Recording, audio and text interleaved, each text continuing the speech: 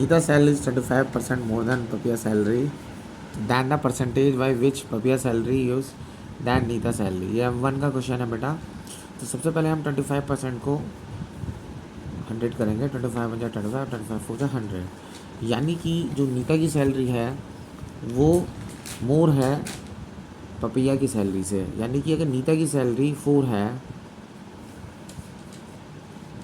नीता की सैलरी 25 मोर है, तो यानी कि पपिया की सैलरी आपकी 4 है और यहाँ पे 1 ज़्यादा है उसकी, तो नीता की सैलरी 5 मानी जाएगी। इन दोनों का डिफरेंस करा जाएगा 1, तो 1 अपॉन यानी कि change upon original multiply by 100, तो ये आप लगाएंगे 1 अपॉन 5 मल्टीप्लाई बाई 100, 5 टू जा 10, 20%, यानी कि पपे की सैलरी लेस देन है नीता की सैलरी से 24%। ये आंसर है। Find the cost price of an article which is sold off rupees इतने एंड प्रॉफिट इतना। वो ये कह रहा है कि कोई आर्टिकल है, कोई ऑब्जेक्ट है या कोई चेयर है, वो सोल्ड करी गई है यानी बेची गई है 1470 में और इतना प्रॉफिट मिला है, तो बताइए उसकी सीपी क्या है। तो हम सबसे पहले इस परसेंटेज से, यानी कि M2 का क्वेश्चन है और एडवांस तरीके से हम सॉल्व करेंगे। 1623 को हम सॉल्व कर ले रहे हैं, यानी 63 या 48, 49, 50 अपॉन 3 और एक परसेंटेज का एक 100 लगेगा। इससे थोड़ा सा मैंने सॉल्व किया है, तो ये आया 1/6। मैंने आपको बताया था कि ये हमेशा जो डिनोमिनेटर है वो सीपी मानी जाएगी और ये हमारा प्रॉफिट माना जाएगा। अगर लॉस लिखा होता तो लॉस माना जाता, प्रॉफिट लिखा है तो प्रॉफिट माना जाएगा। तो उस हिसाब से अगर प्रॉफिट 1 है और सीपी ये है तो एसपी बेटा कितनी हो जाएगी, इन दोनों को प्लस कर देंगे तो एसपी 7 हो जाएगी। हमें सीपी निकालनी है तो प्रॉफिट का हम फार्मूला लगाएंगे, profit percentage was to profit upon 100, या फिर आप ये लगा सकते हैं SP minus CP upon CP multiply by 100। तो एसपी आपकी 7 है, सीपी आपकी 6 है, अपॉन सीपी मल्टीप्लाई बाई 100, तो 1/6 मल्टीप्लाई बाई 100। सॉल्व कर लीजिए आप, आंसर आपका आ जाएगा।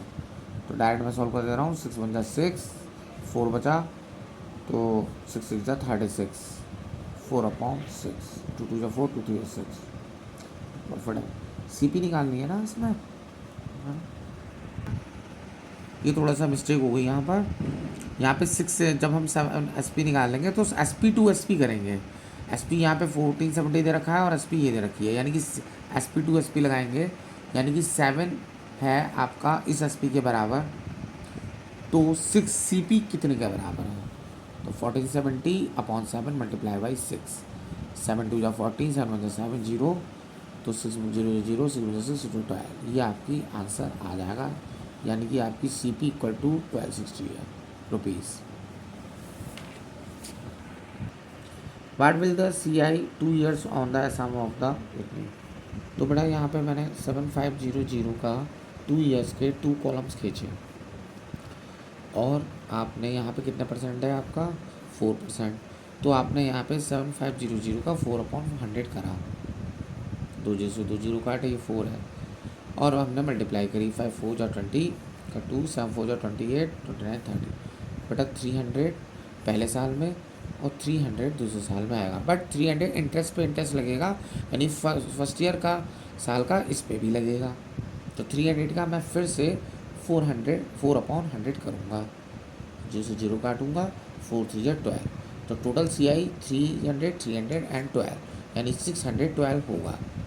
ये हमारी बेटा CI है और यहाँ पे CI ही मांगी है इसने, तो यही हमारा आंसर होगा रुपीज़।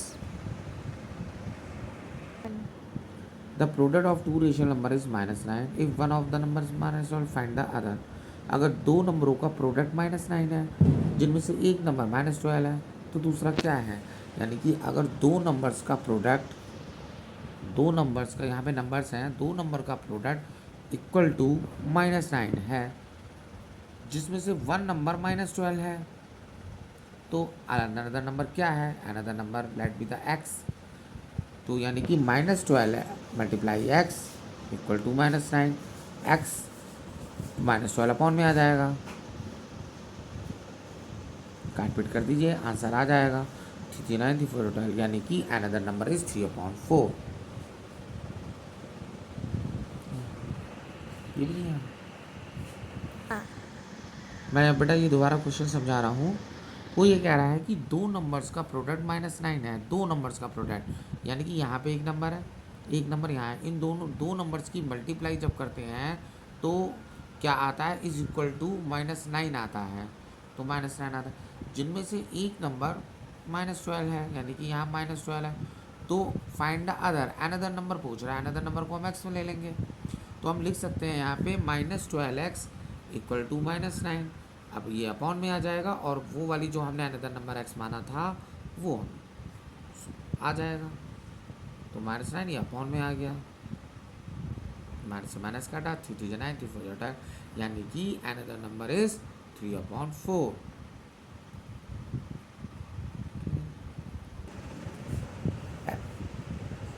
क्वेश्चन दिया है बेटा x² 15x प्लस, इसको फैक्टराइज करना है। ये M1 का क्वेश्चन है बेटा, फैक्टराइज है, आपको यहाँ पे फैक्टराइज करना है। फैक्टराइज में मैंने आपको सिखाया था 56 का एलसीएम लो और मिडिल टर्म मेथड से इसको तोड़ो। तो हम सबसे पहले 56 को तोड़ेंगे। 2 2 जा 4, 2 8 जा 16, 2 1 जा 2, 2 4 जा 8, 2 7 जा 14, 7 जा 7। इनमें एक ऐसा नंबर सेट करना है जो जोड़ने पर 15 आए। दो नंबर ऐसे सेट करने हैं। तो 2 2 जा 4, 2 जा 8 एंड 7, इन दोनों को हम जोड़ेंगे तो 15 आएगा। यानी कि हमें इस 15 की जगह 8 + 7 लिखना है, ब्रैकेट खोलना है, बाकी सारा सेम लिखना है। मैंने आपको सिखाया था x लिख देना है, 56 लिख देना है, बट सिर्फ इस 15 की जगह हमें 8 + 7 लिखना है। फिर हमें x की मल्टीप्लाई कर देनी है, x² + 8x + 7x, फिर कॉमन ले लेंगे। हम इतने में कॉमन लेंगे, फिर इतने में कॉमन लेंगे। तो यहाँ दोनों में x कॉमन आ रहा है, तो हमने x कॉमन लिया, ब्रैकेट खोल दिया, एक x बाहर चला गया, ये वाला x बाहर चला गया, एक, फिर हमने 7 कॉमन लिया, तो x 7 बाहर चला गया, 7 8 जा 56। अब x + 8 का एक बन जाता है, और जो बच गया x + 7 का एक ब्रैकेट बन जाता है। यही आपका आंसर है, इन दोनों का एक ब्रैकेट, और जो बच गया x + 7 इन दोनों का एक ब्रैकेट, यही आपका आंसर है। आपको ये क्वेश्चन दिया है, ये भी बेटा फैक्टराइज का है, और इसमें ध्यान दीजिए ये आइडेंटिटीज़ लग रही है। इस देखिए आप, स्क्वायर भी है, यहाँ पे भी स्क्वायर है, तो ये आइडेंटिटीज़ लग रही है। a² - b² का आपकी a ब्रैकेट होता है, a + b एक ब्रैकेट में और a - b एक ब्रैकेट में। तो हम यहाँ पे देखिए ये स्क्वायर है और यहाँ पे भी आपका बेटा स्क्वायर है, तो यानी इन दोनों का जोड़ एक ब्रैकेट में और इन दोनों का माइनस कर सकते हैं।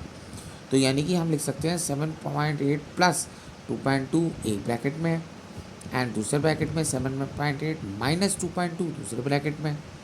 इन दोनों को हम जोड़ देंगे, 8 9 10 का कैरी बना 1 7 8 9 10 पॉइंट। ठीक है, पॉइंट के नीचे आप चाहो तो यहाँ पे सेव कर सकते हो, मैंने आपको डायरेक्ट कर लिया है। 8 9 10 कैरी बचा, पॉइंट के नीचे पॉइंट, 7 8 9 10। ऐसे ही आप इसको माइनस कर सकते हो।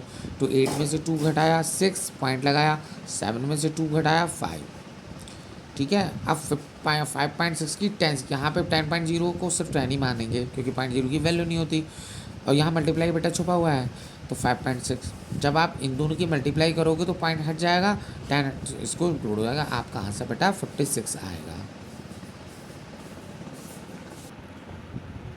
ये बेटा इनडायरेक्ट मेथड M1 का क्वेश्चन है, और ये इनडायरेक्ट का मेथड है। तो इसमें क्या करेंगे हम कि इनडायरेक्ट में मैंने बताया था x1/y1 फार्मूला होता है और x2/y2 होता है। यानी पहले स्टेटमेंट में 6 काउस एंड 28 डेज है, तो आप यहाँ पे 6/28 लिखोगे इक्वल। दूसरे में आपका 14 काउस दे रखा है, तो 14 यहाँ लगाओगे, और डेज वो पूछ रहा है how many days, how long का मतलब डेज ही होता है, तो यहाँ पे आप x लिख सकते हो। क्रॉस मल्टीप्लाई कर लो, आंसर आपका आ जाएगा। आपने मल्टीप्लाई करी 6x इक्वल टू इन दोनों की, बस ऐसे लिख देंगे, बाद में मल्टीप्लाई करेंगे। तो x इक्वल टू 28 × 14/6। ठीक, तो 2 से काटा, 2 7 जा 14, 2 3 जा 6, ये कटेगा नहीं पूरा पूरा, तो हमने मल्टीप्लाई ऐसी कर ली है इसकी। तो 7 8 जा 56 और 5 7 में 14 96 3। ये आपके डेज आ जाएंगे। चाहेंगे तो आप इसको मिस फ्रैक्शन में भी आंसर दे सकते हैं। 3 6 जा 18 का कैरी बचा, 3 5 जा 15 का 1/3 days answer. Reenu types 540 words during half an hour, how many words like she in 8 छुपा हुआ है बेटा यहाँ पे 8 मिनट्स। ठीक है, तो वो ये कह रहा है कि आधे घंटे में 540 वर्ड्स कंप्लीट कर लेता है, तो 8 मिनट्स में कितना करेगा। तो जो पूछ रहा होता है हाउ मेनी वर्ड्स, वर्ड्स मैंने बताया था बेटा इस साइड पड़ेगा वर्ड्स, तो आप लिखोगे आधे घंटे यानी हाफ आवर को 30 मिनट, क्योंकि यहाँ मिनट्स की बात चल रही है तो मैं आवर नहीं लिखूँगा, 30 मिनट्स लिखूँगा। तो मैं लिखता हूँ बेटा यहाँ पे कि 30 मिनट्स में 540 वर्ड्स टाइपिंग कर लेता है। तो 1 मिनट में कितना करेगा, 1 मिनट में 540/30 करेगा, कम करेगा मतलब। तो 8 मिनट में कितना करेगा, ये मल्टीप्लाई पे चला जाएगा बेटा।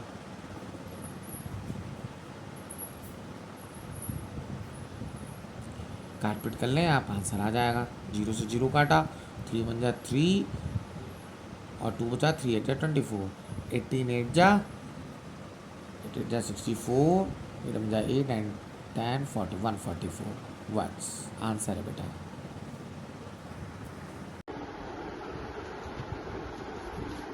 आगे क्वेश्चन अब हम यहाँ करते हैं। इस समय a train is moving at a uniform speed of 75 km/h। इसमें दो पार्ट दिए हैं कि how far will it travel 24 minutes, यानी कि कितना डिस्टेंस में ये 24 मिनट्स में कितना डिस्टेंस कवर करेगा, पहला पार्ट है। और दूसरा 175 किलोमीटर में कितना टाइम कवर करेगा। तो जैसे कि हमने पता है कि इसमें आपका speed equals to distance upon time होता है। तो पार्ट ए को है स्पीड हमने लगाई। अच्छा, हमने क्या दे रखा है, स्पीड हमारे पास है 75 km/h और यहाँ पे ए पार्ट में जो टाइम है वो है 24 मिनट्स। 24 मिनट्स को हम आवर में चेंज करेंगे क्योंकि यहाँ पे km/h चल रहा है, तो आवर में चेंज करने के लिए हमें डिवाइड बाई 60 कर देंगे, ये हमारा आवर कहलाएगा। अब फार्मूला होता है speed equals to distance upon time.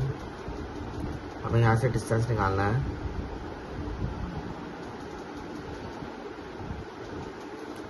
तो डिस्टेंस बराबर हो जाएगा स्पीड इनटू टाइम।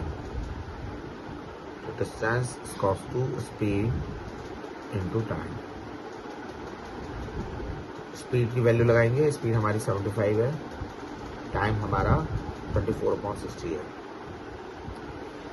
काट पीट करेंगे, 15 4 जा 60, 15 5 जा 75, 4 6 जा 24, 6 5 जा 30, 30 किलोमीटर आंसर है हमारा।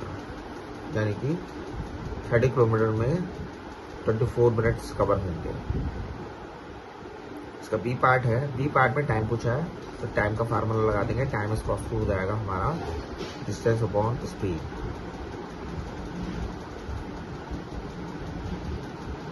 और इस बार उन्होंने डिस्टेंस 175 दिया है और स्पीड हमारी वही है 75। तो टाइम हमारे कितना होगा, टाइम देख लेते हैं। तो 25 3 जा 75, 25 5 जा 7 जा 175।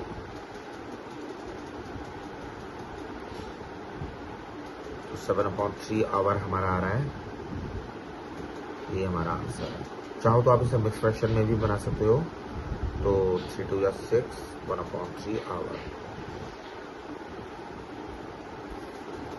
अगला क्वेश्चन देखते हैं।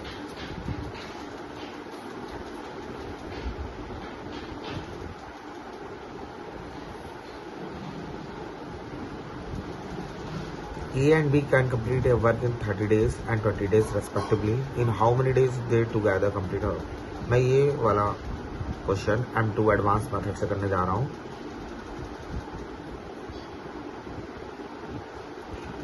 तो यहाँ पे सबसे पहले हम एक वर्क मानेंगे। वर्क को इन दोनों की मल्टीप्लाई या इन दोनों का एलसीएम लेके वर्क मान सकते हैं। तो हम वर्क मान लेते हैं 3 to the 6, 60 वर्क मान लेते हैं।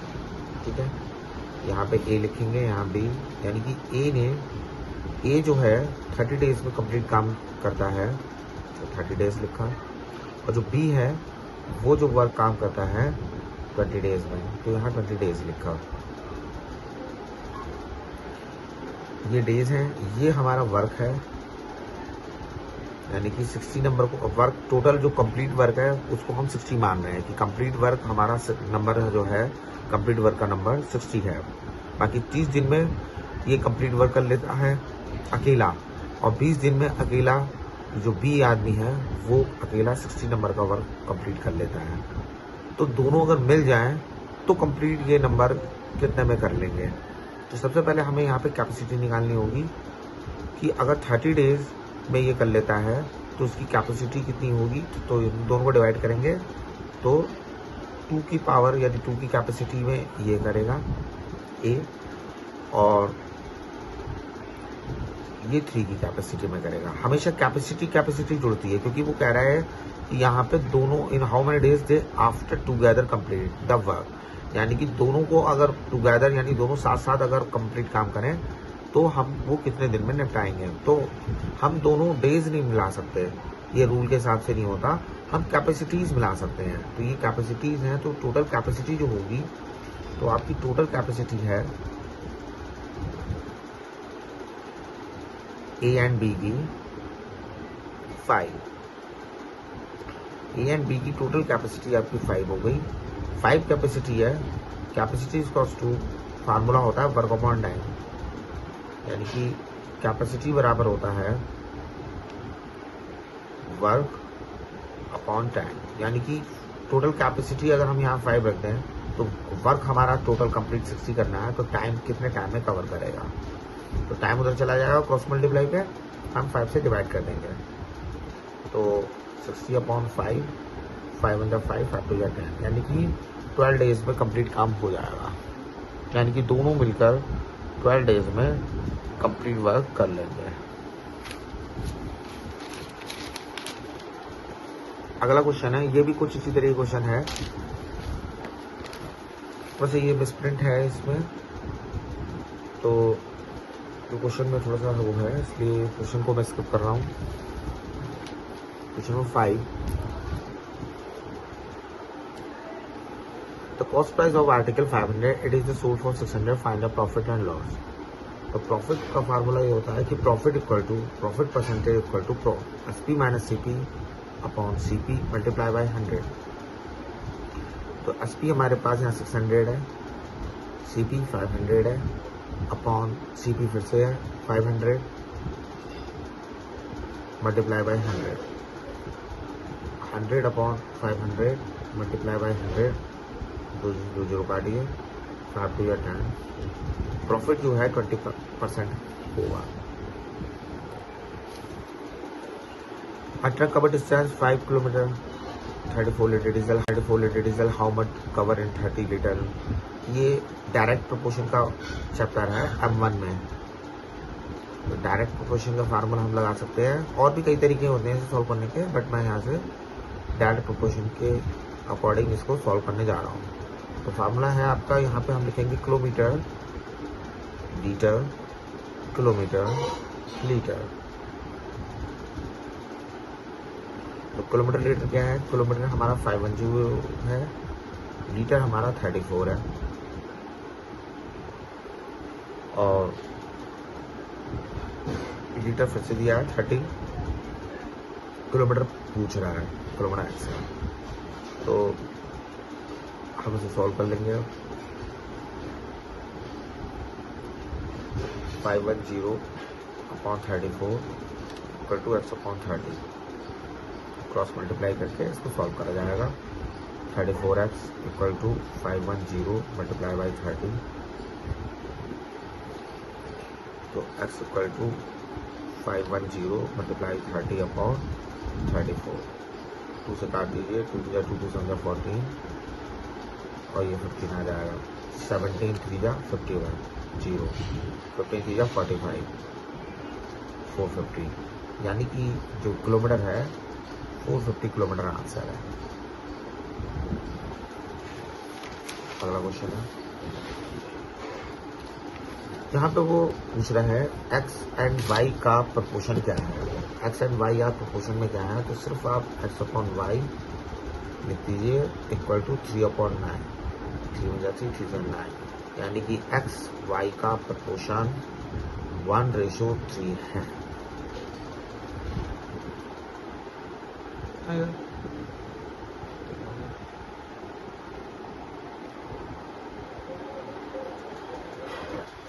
नंबरिंग चल रही है, नंबरिंग, तो ये आपका क्वेश्चन हो जाएगा। फिर से ये वाला क्वेश्चन बता दे रहा हूँ मैं आपको कि एक्स वाई का प्रपोर्शन पूछ रहा है, तो एक्स अपॉन वाई लिखिए और 3/9 लिख दीजिए, काट पीट करिए, 3 2 9, यानी कि रेशो आ जाएगा एक्स रेशो वाई का 1:3। अगला क्वेश्चन है, ये इनडायरेक्ट प्रोपोर्शन का है, M2 M1 का है, M1 चैप्टर M1 बुक का है क्वेश्चन है। इनडायरेक्ट प्रोपोर्शन यानी कि man upon days equal to man upon days. तो मैन यहाँ पे 35 है, डेज 8 है, मैन यहाँ पे 20 है और डेज पूछ रहा है, लिख रहा है how many can 25 read the field, how many days. Days पूछ रहा है, डेज को हम एक्स ले लेंगे, क्रॉस मल्टीप्लाई करिए, 35x 20 multiply 8 x equal to 20 multiply 8/35, 5 4 जा 20, 5 7 जा 35, 8 4 जा 32 डिवाइड बाई 7, यही हमारा आंसर होगा डेज में। चाहो तो सिर्फ एक्सप्रेशन भी बना सकते हैं।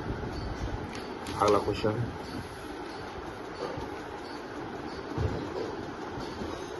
इसको डिवाइड देना है हमें, ये डिवाइड है, काफ़ी बड़ा क्वेश्चन है डिवाइड का। तो जैसे कि मैंने सिखाया था 2x² plus x minus 1 divide है 8x4 plus 10x³ minus 5x² minus 4x plus 1। रफली एक लाइन खींचेंगे,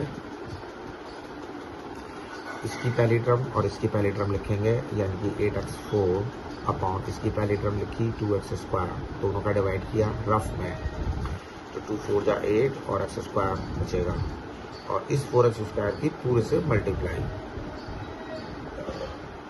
तो मल्टीप्लाई करेंगे, ये भी रफ में चल रहा है, तो 4 2 जा 8x² x4 और प्लस 4x³ माइनस 4x²। तो ये वाला नंबर जो होता है वो तो यहाँ रखा जाता है, तो ये वाला जो आता है ये इसके नीचे रखा जाएगा, तो 8x4 plus 4x³ minus 4x²। Sign change कीजिए, ये वाला कट गया, 10 में से 4 गया 6x³ और माइनस प्लस माइनस, माइनस का बचेगा माइनस x², और अगला एक उतार लेंगे नंबर माइनस 4x। फिर से वही काम कि इसकी पहली टर्म और इसकी पहली टर्म का डिवाइड करिए, 2 3 जा 6 और x, और इस 3x से इस पूरे की मल्टीप्लाई कीजिए। बार बार यही स्टेप्स अपनाने हैं, 3 2 जा 6x³ plus 3x² minus 3x। ये वाला नंबर यहाँ रखिए और ये वाला इसके नीचे।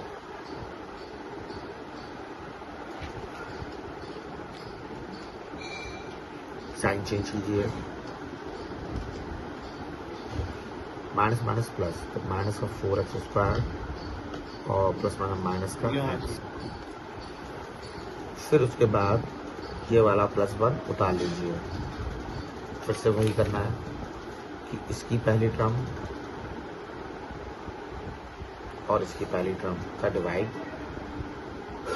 तो 2 2 जा 4 और एक्सरसाइज करता रहेगा और इस -2 से मल्टीप्लाई पूरेगी। 2x square plus x minus 1 से मल्टीप्लाई कीजिए। 2 2 4x square minus 2x plus 1 plus 2, ये वाला -2 यहाँ रखेंगे और ये वाला इसके नीचे, तो -4x square minus 2x plus 2 sign change, तो प्लस माइनस माइनस x बचेगा और -1, यही आंसर है, ये रिमाइंडर है। और इससे ज़्यादा होगा नहीं ये सॉल्व, तो आपका ये वाला आंसर माना जाएगा, ये रिमाइंडर माना जाएगा, यहीं पे छोड़ दिया जाएगा ये क्वेश्चन। अगला क्वेश्चन देखते हैं। एडिटिव इनवर्स है, बहुत सरल है। एडिटिव इनवर्स आपको पता है, तो -8/7 का एडिटिव इनवर्स होगा